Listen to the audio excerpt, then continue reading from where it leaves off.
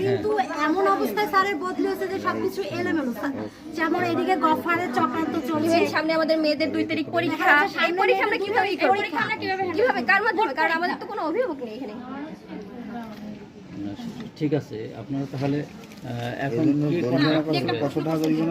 যে এখানে যারা প্রশিক্ষণার্থী আগে ছিল তারা এখানে কেন আসছে? হ্যাঁ, তারা কিভাবে খবর পাইল?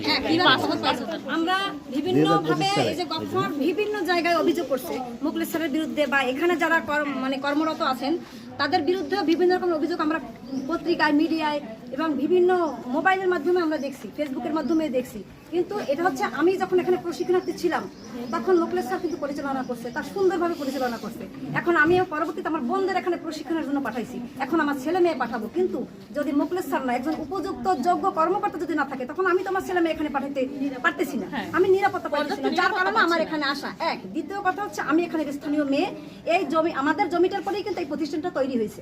আমি সেই শুরু থেকে, এই প্রতিষ্ঠান শুরু থেকে আজ অবধি, আমার 40+ বয়স, আজ অবধি কিন্তু আমি দেখতেছি যে এখানে সুন্দরভাবে পরিচালনা হচ্ছে। মুখলেস সাহেবের ব্যবস্থাপনা নিয়ে আমাদেরও প্রশ্ন নেই, আমরা অনেক আগে থেকে জেনে আসছি যে ওনার ব্যবস্থাপনা ভালো, এবং উনি এখানে থাকলে মেয়েরা নিরাপত্তা পায় বা নিরাপদ বোধ করে। এখন কথা হলো, তাহলে উনি এখানে কতকাল থাকতে পারবেন বা আপনাদের প্রত্যাশা কি? উনি কি আসলে এখানে যুগ যুগ ধরে থাকতে পারবেন? এটা তো সুযোগ নেই, সরকারি কিছু নিয়ম তো মেনে নিতে হবে।